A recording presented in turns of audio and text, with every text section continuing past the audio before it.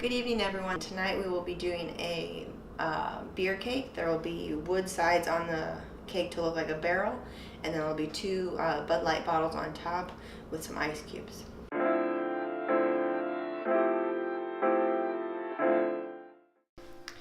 First, I'm going to start with the two 9-inch round cakes that I made and put their crumb coat on them. The cakes have been chilled for an hour or so just to make them so they're easier to frost. Okay, I'm going to mix two colors of fondant together to get the color wood that I'm looking for. I've done it both ways. I used just white fondant and then painted it with food coloring. And I've also mixed a little brown in with it before, and it gives it more of a rich wood color, so that's what I'm going to do on this one.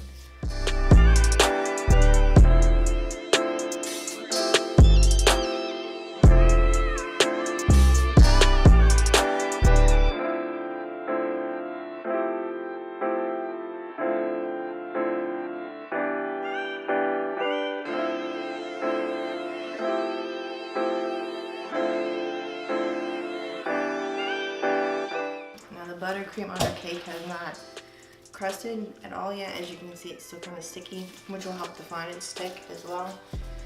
You can let it crust and put it on there, but you might need some piping gel to make sure that it sticks. Since we aren't going to be covering it completely over the top, we're going to be making wood planks. If you need it to dry a little bit faster, you can put Tylose powder in it. You don't need very much, it's just a pinch. This is the Wilton cream. About like that. And just mix that in as well. And it'll help your fondant stiffen up a little bit faster when you're trying to mold with it.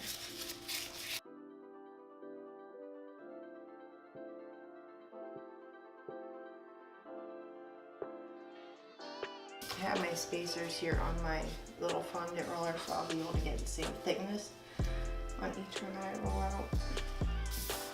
I don't know if you can see, but there's a little bit of marbling in the fondant as well from us mixing that color together.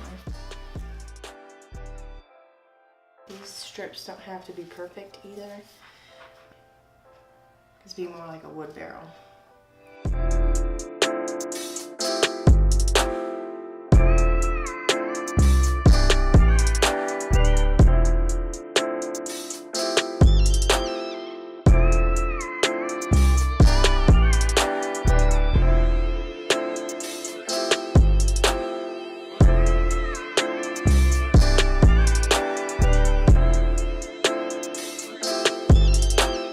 Okay, now that I have the planks put on, they're slowly starting to take shape. I'm going to go ahead and with one of my tools and make a wood grain in it, and then we'll go over with the food coloring.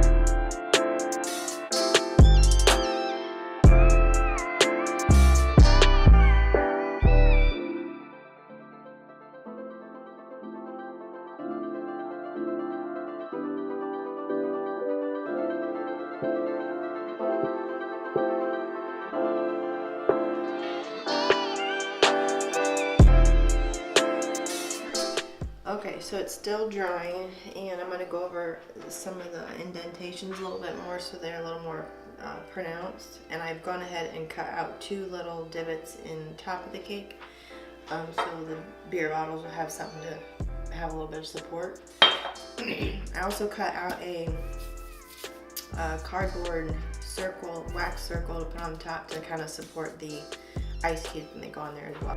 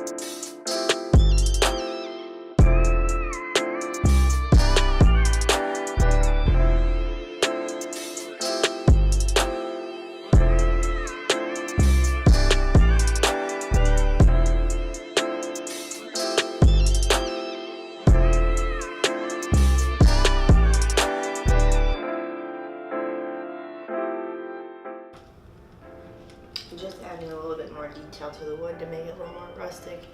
Some of my ice cubes I put up here to try and get these to stiffen up a little bit. And we're almost done, ready to put it on the board. But I will have it dry a little bit more before I try and move it to the board. So next we'll move on to making the happy birthday. Now I'm going to take some fondant and hurry up and cut out the letters that are going to be on the board to show you that it'll say happy 36th.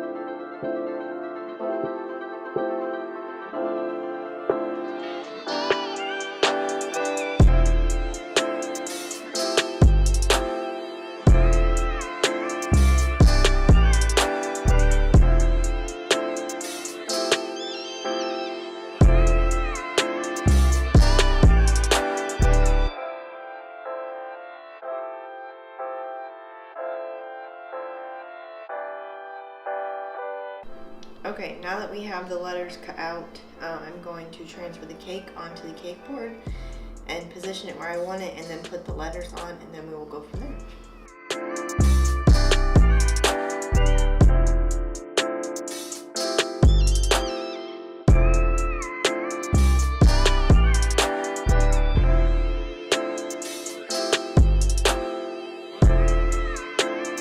Next, I'm going to put the band around the barrel. I have some black fondant that I'm going to roll out, and to help make sure that I have an even band, I have a set from Wilton that's fairly inexpensive to make strips. It comes with a flat one, more of like a ribbon, and then a jagged. So there's 3 different ones with different spacers, and you can pick which side you want to go with. So this one we're just going to use a straight one for band. I'm going to put a 1/2 inch together and a 1/4 of an inch, make 3/4. I think that'll be good for the size of the barrel we have here.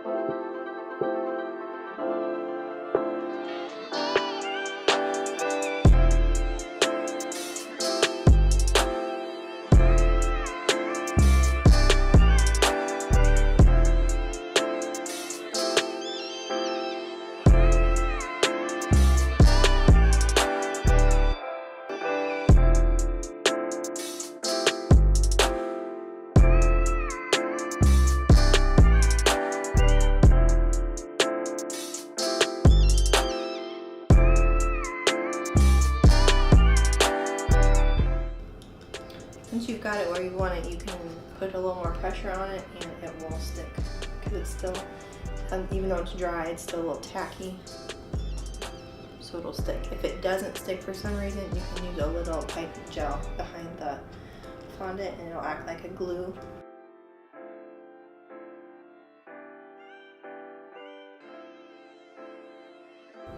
It's by no means perfect, but I kind of like it like that.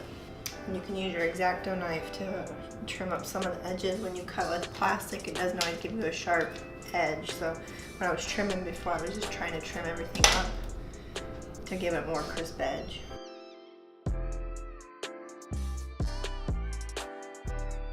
Now I'm going to take a little bit more of the black fondant and put a little bit of detail around the band. I have a ton of cutters, but not always the right one. So on this one, to make the circle, I'm going to just use one of my piping tips that has a circle on it to get a perfect circle.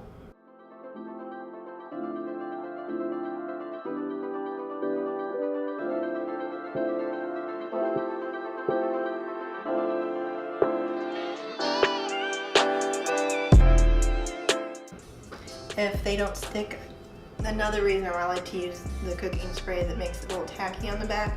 So So therefore I want to have to stick piping gel on there. If you use corn starch to roll stuff out, that would be very dry. So you would need to use piping gel or a very little bit of water to help stick some stuff on.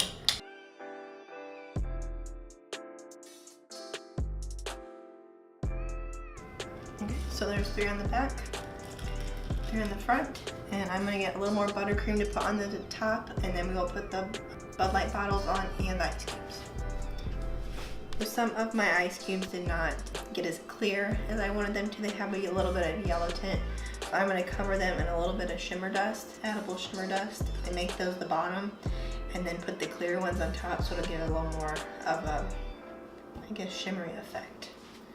So what I'm doing now is taking some of my edible shimmer dust and coating these candy ice cubes so they're a little shimmery. Earlier I did wash the bottom of these bottles because they will be touching the cake.